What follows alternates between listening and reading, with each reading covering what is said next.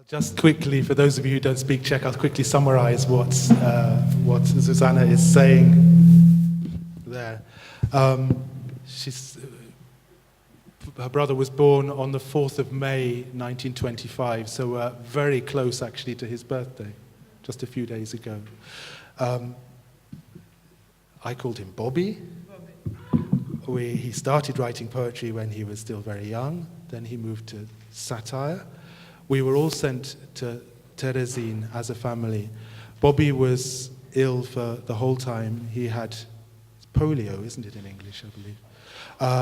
The week after he was released from the infirmary, he was playing the accordion again in the cafe. He was very musically gifted, but he started coughing blood and was sent back to the infirmary.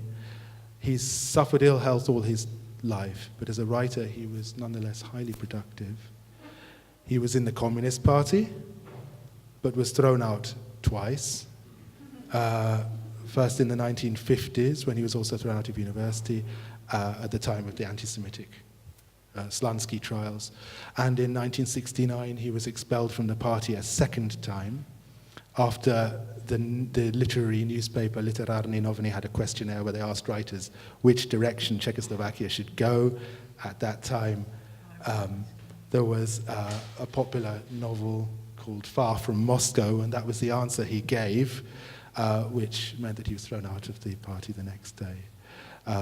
But you say at the end, you think that he remained committed to communism all his life, and he died in 1983 at the age of 58. Sorry. Well, this is where I turn to you, actually. Well, I'm not sure if he was committed to communism all his life. He had a bad heart. And I used to come here like every 2 or 3 years. I wasn't able to come between 48 and 58. But he had a bad heart, so after they threw him out the second time, I didn't bring up politics too much because I didn't want to upset him.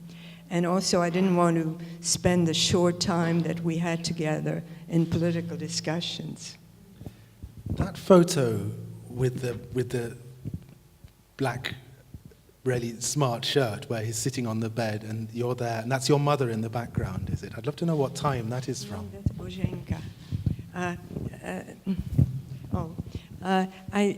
When I was talking to you, I mentioned that a very important person in Bobby's life was Božena Tolarova, our housekeeper Boženka.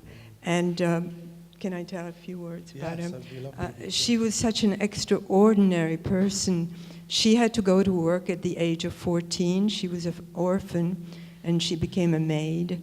And when did she first start working for your family? About 1930, and before I was born. And when she was a little older, she got a job in the Sudetenland to learn German, so she knew perfect German. And she was so well read. She read all the great books, and she used to say to me, I envy you because all the books are still ahead of you, and I've read them already. And when my mother and I emigrated in 1948, my brother remained in Prague because he was already a published writer. Writing was very important to him, and his kind of writing was, he loved puns and wordplay, and by then there was no way he could have learned another language to do the kind of writing that he did. So there were 2 reasons why he stayed, because of his writing and because he was a member of the Communist Party. But it was very traumatic for our family, was extremely close.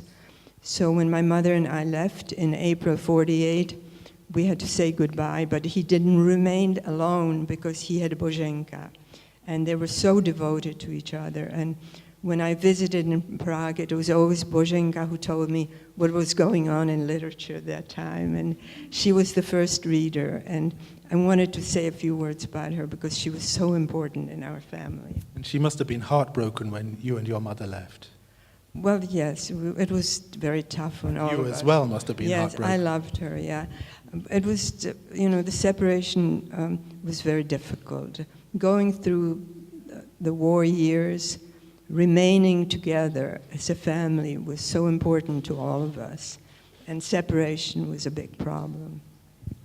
Were you writing to her from Terezin, and was she writing to you, sending parcels? Well, you couldn't really write from Terezin to, I mean, there were a few people who sent official postcards, but my mother found her a job with a Christian friend, and Boženka sent us, when it was permitted, she sent us some food packages. And of course, we were reunited in 1945. And tell us a little bit about your early childhood with your brother. You were 6 years younger than him. Well, my brother was 6 years older. I looked up to him, I adored him, and I followed him around. But of course, he was 6 years older, so he didn't care for my company that much. And he was always writing, always writing. That was my first memory of him, was that he was writing. And he began to write lyrical poetry, and then soon switched to satirical poems.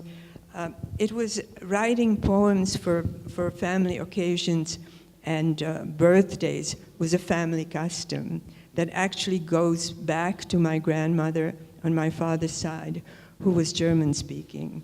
And I found some German satirical poems by her. And my father used to publish satirical poetry in the Prager Tageblatt. And was there a lot of laughter in the family? Because this Yes. quirky sense of humor is so striking in the book. Well, when my brother was in a good mood, he was just the most wonderful company. And when he was in a bad mood? Well, it was better to stay away from him. But he was extremely witty and very entertaining.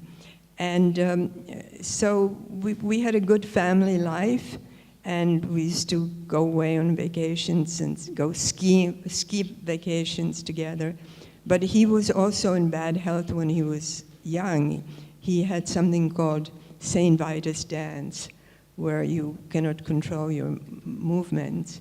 And but he got better when he was a teenager. The family joke was that Hitler cured him, but so. And then you were all sent as a family to Terezin. Yes, we were first received the summons to go to Terezin in 1942, but I got scarlet fever, so the whole family was exempted, and we left for Terezin a year later in 1943. And I think that saved us because there were a lot of transports east during that first year. And as I had said, Bobby spent the whole time in Terezin in hospitals, first polio and then tuberculosis, on which this book is based. And he was a very gifted musician as well. He was, yes. Before we went to Terezin, of course, as you probably most of you know, Jewish children and young people were not allowed to go to school. But they organized things, and he had a group of people, 5 boys and 4 girls, and all the girls were called Viera. And they took turns visiting each other's houses, and my brother played the piano and they danced. And he had a crush on Viera Weislitsova, who later became Anna Schlustig's wife. When she arrived in 1942, she couldn't see her father for a long time. But by the time we arrived, it was a little, the conditions were a little different. So we did see each other. And I think it's time to get a taste of the book. I think it's time to hear an extract. There are many diaries from Terezin. There are many memoirs written later by people from Terezin. This is something different. This is literature, and exceptional literature from and about Terezin, and it's actually extraordinary how little well known this book is in, not just in the English-speaking world, but I believe also I don't think you'd find many Czechs who know it. When you see photographs from Terezin or from the camps, you see these grainy, vague figures, and suddenly from this, Robert Pick had an extraordinary talent for just in a few strokes, a little quirk, creating immediately 4 or 5 different characters there who just leap out of you and are completely alive. For me, I sort of ever since I read the book, they've been sort of accompanying me as I've sort of gone about my life. Are they? Yes. Well, when he talks about drowning fleas in a glass of water, well, that was very common practice in Terezin every night. Yeah. And those, obviously it's fiction, but is this a very familiar world and a familiar set of characters that you would recognize? You were actually the age of Tony when you were there. Well, absolutely. Of course, this is the world in the hospital, and luckily I was not in the hospital. But the Germans trying to speak Czech with a very strange accent. That's very familiar because there were some Germans who really refused to speak German, and Mr. Brisch was not the only one. And it's a very funny way of speaking. I just find it extraordinary whenever reading it and listening to it that it makes you laugh and cry at the same time. I don't know what a question to ask about that, but it strikes me that it's something that's quite extraordinary about the way that your brother writes. I know. I reread the book. I've read it a number of times, but I read it a few days ago, and it builds. I think the sadness builds as people begin to leave one by one, and in the end, all the boys are gone, and it actually made me cry this time. Yeah. Did you want to say something, Alex? Not on this topic. Not at this point. Maybe. Well, I'd like to come back to the humor in the book. There was one thing that you said you would like to read, if possible, at this stage. Yes, there is actually a translation in my, the four lines that are at the end. Mm-hmm. If it's all right, I'd like to read one of. My brother wrote many epigrams. And once when I was sick for a very long time, he sent me an epigram that I would like to read in Czech. Kolikrát si pro sebe tak pravím, že je líp být nemocným než zdravým. Nemocný o uzdravení snívá, zdravému však chybí perspektiva. And Alex translated it. Yeah, so this is, there are several pieces of writing that come after the novella at the end of the published book. So there's an afterword by Joachim Topol. Zuzana has a note titled About My Brother, and at the end of her note, she put this verse, I guess you'd call it. So I want to say that Zuzana is one of the best editors I've ever worked with. I know we'll talk a little bit about how the translation came into being. But so, I usually don't get to work with editors who know Czech as somebody who translates from Czech. I mean, I never get to work with editors who know Czech in the U.S., but I learned how to translate with people who knew Czech because I learned how to translate here when I was living in Prague. But so in the end, I'm saying a lot about this before I read it, but we decided, whenever you translate something like this, there's always one of the major questions is whether or not you want to bother to keep the rhyme. And I just felt like it was necessary. So you notice the words are quite different, but this is what Zuzana writes here is,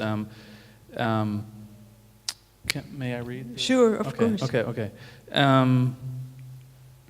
Our father died in Auschwitz, and in 1948, my mother and I emigrated to Argentina. Bobby chose to stay in Prague. It was a hard goodbye. I missed my brother badly, but in spite of the enormous distance between us, we remained close. I went on reading and admiring his writing, And the conversation between us continued through our letters, with Bobby's poems written in perfect rhyme, arriving in the mail to mark important moments in my life. So, of course, she says written in perfect rhyme, so I couldn't not have the translation rhyme. At one point, when I was sick and bedridden for a long time, Bobby, who had more than his fair share of experience with illness, wrote me, "How often do I tell myself, better sick than in good health? The ill man dreams of getting well, the well man fears health gone to hell." So that was, yeah. Thank you. Thank you. And I mean, the moving the chronology of your life story forward. Alex has pointed out 2 points that your father was sent on a transport to Auschwitz. He never came back. Your brother and your mother survived the war, and then once again you were separated. Well, my brother went back to Prague in 1945. We couldn't leave Terezín right away because there was an epidemic of typhoid, and but he didn't. We were not allowed to leave, but some young people left, and my brother couldn't wait, so somebody helped him over a fence, and he left and went back to Boženka, whom I talked about. But unfortunately, he started spitting blood again and had to be hospitalized. And he was in a hospital in Ústí for about a year. And then he had, at that time, of course, now tuberculosis is treated with drugs, but they were not available in 1945 in Czechoslovakia. So he had surgery where they collapsed the lung. And he lived with one lung. The life expectancy after that surgery is very short, but he lived longer than we all expected, and he was extremely prolific. And then after the surgery, he returned to Prague, and we lived together until April 1948, when my mother and I emigrated. And how long was it before you saw him again? It was 10 years, because between 1948 and 1958, it was the period of the Iron Curtain, and there was a lot of, like when I came to the United States in 1950 to go to college, I was questioned at the airport for about 3 hours. You know, it was the Cold War. And finally, in 1957, my mother was able to return for the first time, and she came to Prague for the summer. And in 1958, I returned for the first time. And it was a wonderful reunion. I left when I was 16, and my brother still considered me a pest. And he had nicknames for everybody. And one of my nicknames was Sestra Interesance, the sister who tries to make herself interesting. But then I returned, and he never believed any of my adventures, but anyway. Then I returned 10 years later, and you know, I had a job, and I was a married woman, and he was kind of thrilled to see me, and of course I was thrilled to see him, and he showed me up. It was a wonderful reunion. And he didn't write this book until over 20 years after you had both been through all those experiences that he's describing in the book. Why do you think that was? Well, I think a lot of us didn't want to think about what happened. I think most of us did not. And I know Arno Schlustig began to write about Terezín very soon after the war. But most young people thought about the future and live in the present, and they didn't want to think about the past. And it was, I think, the change came. People also, when my mother and I emigrated to Buenos Aires, we had a loving family. My mother had 4 brothers who left in 1939, and they welcomed us and took care of us. But they didn't want to hear about what happened to us. And that was very common, very common. So we were kind of we were kind of trained not to talk about what happened, and as well as wanting to live in the present.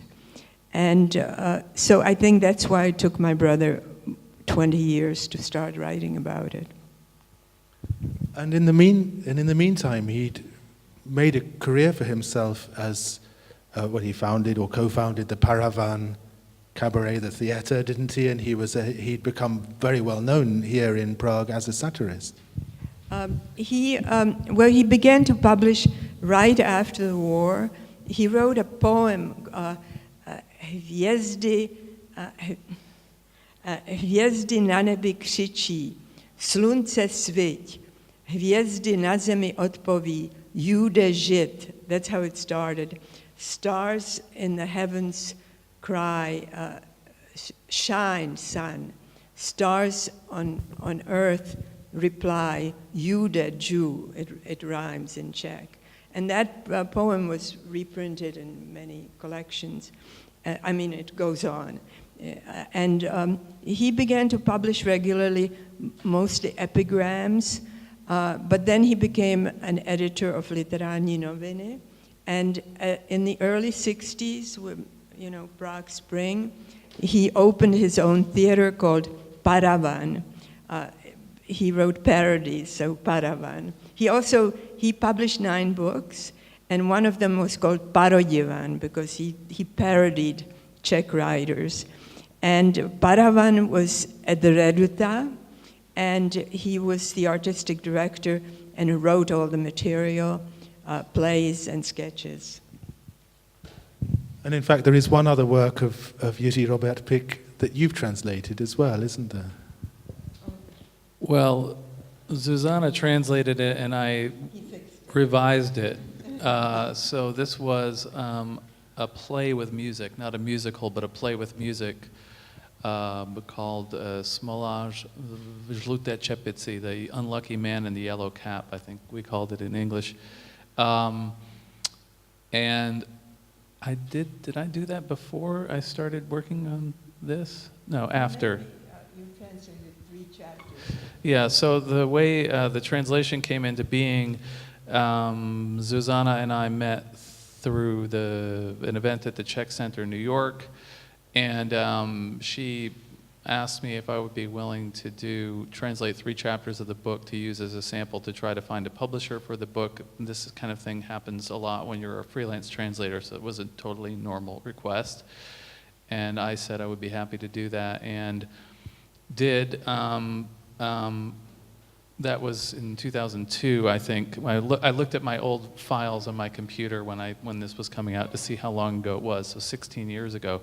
And she, neither of us was able to find a publisher then. But meanwhile, I guess, I don't know how many years after was the play with music. In 2006. Okay, so 2006. So Zuzana had translated it. She asked me if I would do a revision, in particular some of the songs. And I did, and then there were other people who came in and did even more work on the songs too. And then it was performed at the International Fringe Festival in New York City that year, which was great, and it was written up in the New York Times, which was amazing. And yeah, so that was the other thing by him that I didn't translate it, but I worked on a translation of it. And also he wrote a play called Sen of Zda. Oh, well, after that joke, Far from Moscow, his writing was banned. He could not publish under his name. He kept writing, of course, and published under other people's names, but he began to write plays, and the play that Alex just described. But he also wrote a play called Sen of Zdálných jezerech, The Dream of Faraway Lakes. And he wrote this in the early 70s. Yes, and it was performed, even though his work was banned, at Divadlo Ev Buriana, and the head of that theater was called Větrovec, and he was a big-shot communist. And also he was the head of the theater and the lead actor, and he thought that the play had a wonderful role for him, so he decided to put it up, to produce it, and it ran there for over a year. So that was my brother was very pleased with that. And in terms of his writing, it was humor, satire, parody, surreal at times, wasn't it? It was many, many things. It was many things, but his plays were in a completely different tone, especially the Dream of Faraway Lakes, which was really the story of my father, and it was very.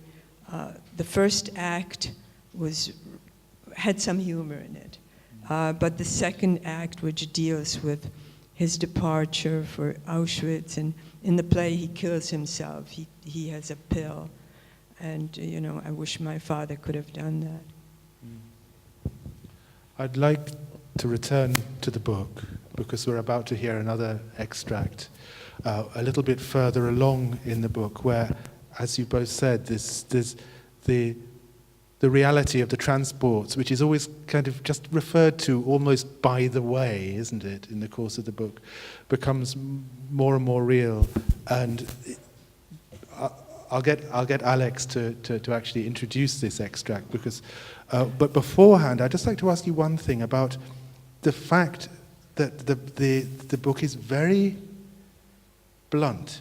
It's got no euphemism. It's got no taboos, and your mother there is depicted as a young woman who her husband has been sent off on the transport, and she has various boyfriends. She's actually enjoying herself. Was that something that your mother, who was still alive at the time, found hard to read and to accept, and you yourself? Well, it's a fairly good portrait of my mother, and young men, the age of the boys in the book, did like my mother. She was very young and very pretty, but she did not have affairs. That he made that up. But my mother was used to his writing, and it didn't bother her, and she appreciated the book. And the football player, Alvin Feld, her boyfriend, is actually a real figure, isn't he? well, he's based on a man called Jirka Tausig, who changed his name to George. Now I'm blocking his name. He emigrated to the United States, became a very, very successful corporation guy, and he was extremely popular in Terezin. He was extremely handsome, and he was the best soccer player. And after the war, he became a hockey player and played for Czechoslovakia. And he lived near us, and he used to drop in all the time because he liked my mother. But she did not have an affair with him. And my mother was extremely open-minded, and this idea did not bother her.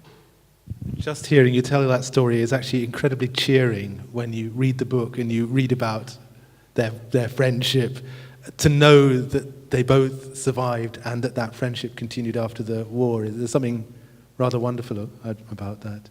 I wanted to ask you about that very physical presence of death. Was that for you as a child in Terezin? Was it a reality? Or, because I've also heard people who are adults in Terezin saying that the children were to some extent protected from the worst, but that's quite the opposite in what we've just heard. Well, my parents always whispered when they talked about these things, but I always overheard them. I think children knew everything. And of course, the fear of transports was prevalent. That's whatever happened in Terezin, there was always the fear of transports. And we didn't know where they were going, but we knew it was something bad. So I don't think the children were protected. I think they knew everything, and the fear was there all the time. Did humor protect you to some extent? Because we've got this. Well, in my family, there was always humor. I mean, that was not true about everyone, but it was true about my family. Even my mother as well. My father was very funny, and I think humor helped us over things. I think my sons inherited my brother's sense of humor, and it helped, yeah. And we've talked about the fact that it took your brother 20 years to write the book. We haven't talked about yourself, because you'd gone through the same experience. At what point did you start working through the experiences that you had?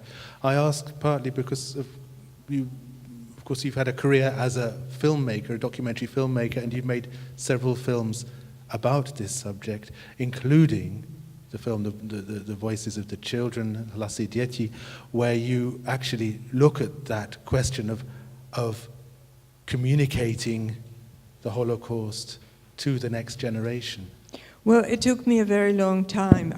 One of my college friends is here, and I came to the States to go to college. I went to Vassar College, which was a very good school for women. And some of my friends, when we had our 40th reunion, I think we all wrote something.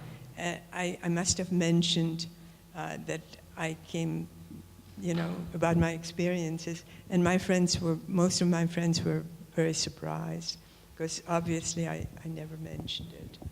So I wasn't trying to hide anything, but it just didn't come up. And then, of course, when I began to make films, my background, my academic training is in linguistics. But I began to start making films very late in life, and I felt that the children of Terezin was a topic that I wanted to deal with, and that was my first film called Terezin Diary, and that's when I began to deal with it somewhat. And I'm interested in one thing that Pavel Stingel said when we were talking yesterday about giving the Holocaust a language. Your brother gave the Holocaust a very specific language, which is deeply unnerving, and as we've just heard, this humorous novel from the concentration camp. How this search for a language, you're a linguist as well, how do you see it going on, the future? Well, I chose the documentary form because I thought that was the best way of dealing with it. There's no humor in my work. And I think that now that I have stopped making films because of my age, I've been doing some writing, and I've actually been working on a play which deals with this tremendous difference in my life, being in Terezin and 10 years later being at Vassar College. And for a long time, I did not accept the fact that my father died. And that is also very common. And I didn't talk about it, but in my play, 10 years later, the main character wants to go to Europe to begin a search. So that's another theme, I think, that a lot of people who manage to survive, it took them a very long time to come to terms with the loss of their family. And the question of humor, I know one film that you dislike intensely is Life is Beautiful by Roberto Benigni, which is an attempt to bring humor out of the Holocaust, out of the camps. Is there a place for humor? I mean, we've just seen it here in your brother's book. Of course there is. I'm sorry I don't remember why I didn't like that film, but I thought it was a bad film. And of course there's room for humor. There's always room for humor in life, I think. And it helps us to get through difficult things. But it has to be done well. I just happened to have disliked that film because I thought it was bad. And I think the humor in this book, the characters, these wonderful characters like Mr. Glaser and Sons and these wonderful characters, the fact that they're quirky and petty and slightly absurd makes them so human that I think it makes the tragedy of what happens to most of them the more real rather than pathos. I think it bowls me over, the book, to be quite honest. Well, when that play that Alex mentioned, The Unlucky Man in the Yellow Hat, was produced in New York, that is also, it's a play with music, but it's a play with humor. And I know that my son was sitting next to someone while it was being produced, and he laughed at one of the jokes, and the woman sitting next to him was shocked, and she said, "Are you Jewish?" So, I mean, some people find it very difficult to accept the treatment with humor, but, well. How did you find it, Alex? I mean, you're working word by word, syllable by syllable, sentence by sentence with the original text, translating it. Was it unnerving? It actually wasn't. I don't know. Sometimes I think there's something wrong with me. I read other translators talking sometimes about how much translating the books affects them. And I have been strongly affected by books while translating them. I'm not saying I wasn't affected by the book, but I didn't feel upset or disturbed by it while I was translating it. I don't know, I can't explain why, but the humor was obviously important to get right, but I felt like the situation was more, what makes it funny to me is more the situations than the wording. I mean, these are not, I mean, yeah, there are jokes, but the language is pretty clear. It's not obscure in any way, and I think because of the tradition we have in, the U.S. of, slapstick and vaudeville, which are Jewish inventions. And then, to be honest, I don't know if people will appreciate this or be appalled, but the model for Mr. Brisch's German and English, there are two places that comes from. One is that I translated a book by Joachim Topol in 2000 called City Sister Silver, which has just about every possible dialect of a variety of languages that you could imagine, but of Czech. So I had to do a lot of playing with English for that book, so I had experience doing that. But for Mr. Brisch, I hate to say it, but I actually had very strongly in mind Hogan's Heroes, which was a, was it prime time? I think it was in the afternoon. I don't remember what time, but it was a TV comedy when I was growing up about a U.S. Guy in a. It wasn't a concentration camp. It was just a regular prison camp. And you can see all of the episodes on YouTube. I looked it up, and actually, but it was funny. I went and looked at it, and actually, the head of the camp was this guy named Colonel Klink, and then there was I can't remember there was a fat sergeant. You guys don't know it. There was a fat sergeant. I can't remember his name, but actually, their accents are not as pronounced as I thought it was. But, I don't know. I feel like growing up, people made fun of Germans. I think of all the German accents of people in U.S. movies. I mean, most of the time it's pretty bad. If the situations were humorous, then they would be funny. So that wasn't too hard. And what about, you spoke earlier about how wonderful it was to be working with an editor who spoke Czech. Well, not only who spoke Czech, but also knew the author extremely well.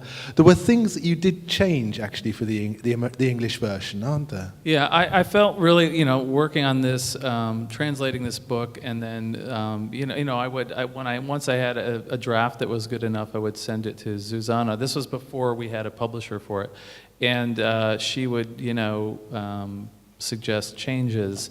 I mean, working with Zuzana felt like working with the author. I mean, not that. Well, I mean, I worked with her the way I would work with an author who knew English. Yeah, I think there were two big changes, small but significant, I guess I would say, not that they were big, that we made.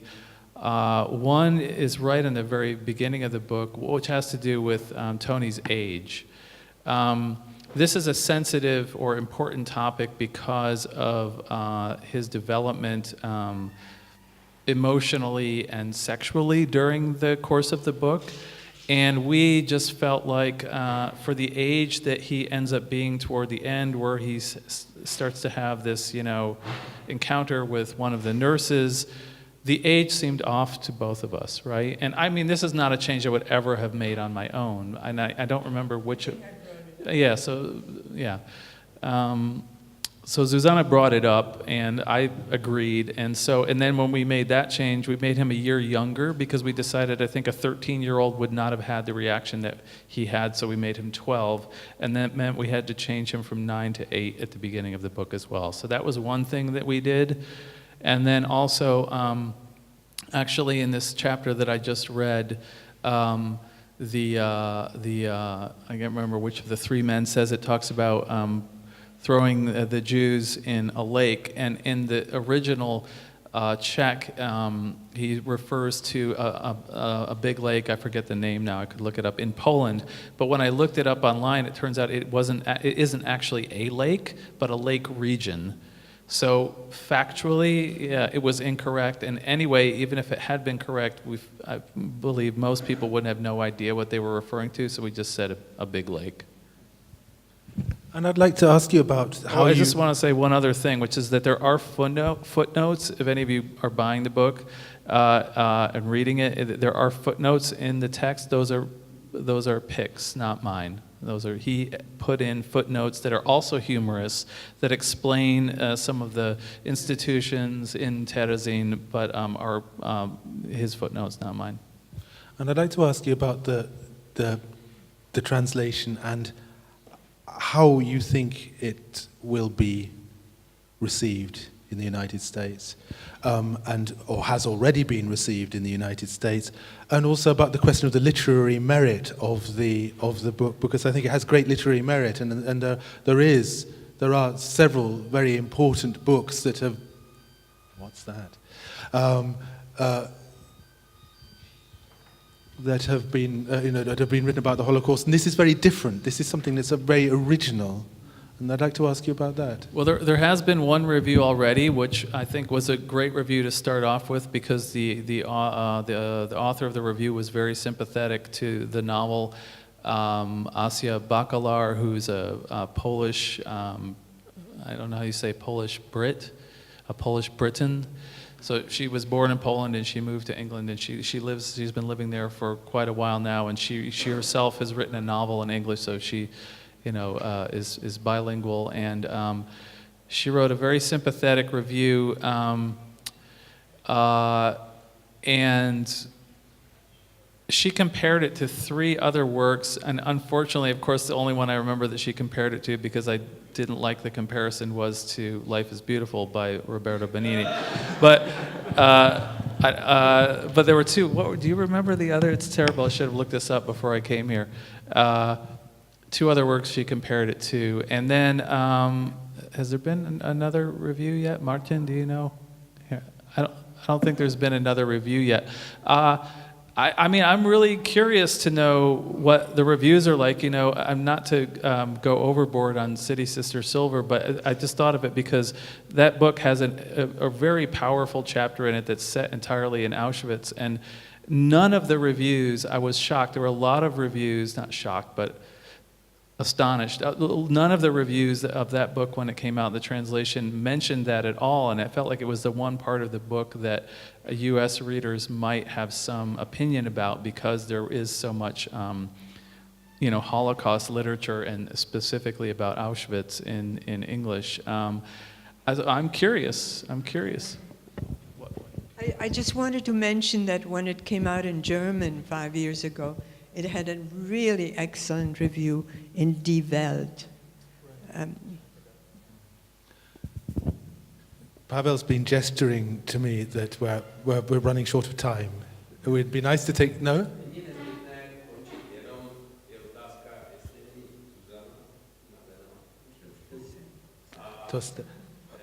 We have a few questions though from the audience. Yeah. Is that okay?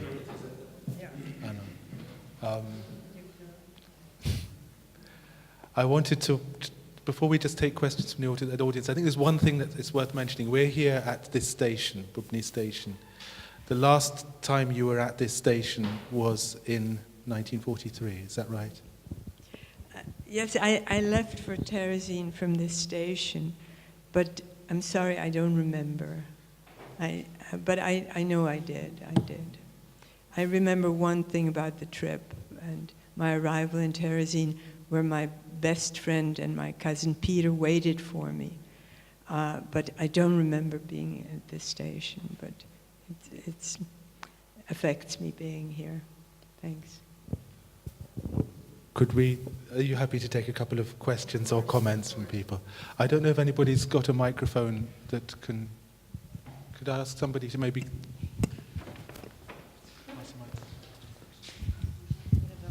If there are any questions or comments?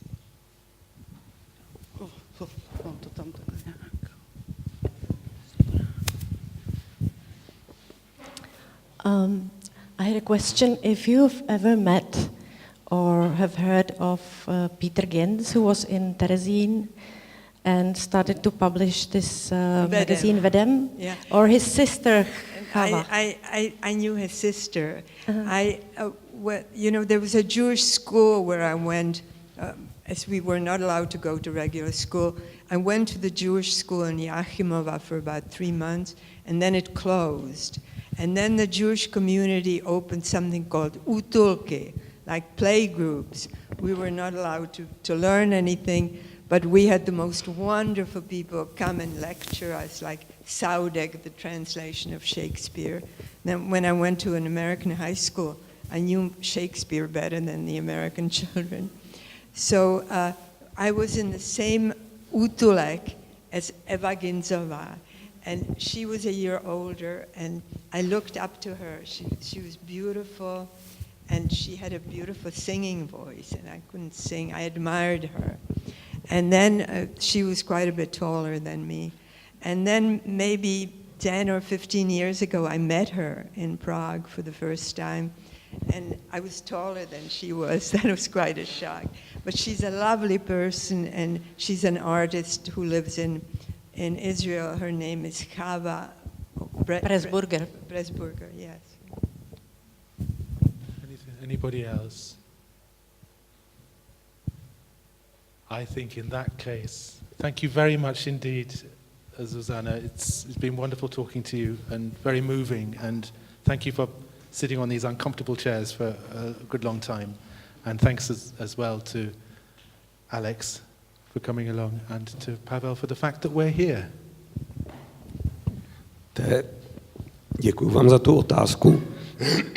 Děkuji vám za tu otázku k Petru Gincovi, protože já tady mám malý dárek pro Zuzanu Justmanovou, a to je kniha o Petru Gincovi, kterou vlastně tady prezentovala na předešlém programu Přírodní škola, a to jsou studenti, kteří se snaží hledat vlastně cesty těch stejně starých dětí z Terezína a dělají o tom divadla, knihy, koncerty. A tato je pro vás. Když nemáte vzpomínku, to je moje, když nemáte vzpomínku na bubny roku 43, tak tohle je Petr Ginc, je teď vzpomínka na bubny roku 2018. Děkuju. Thank you.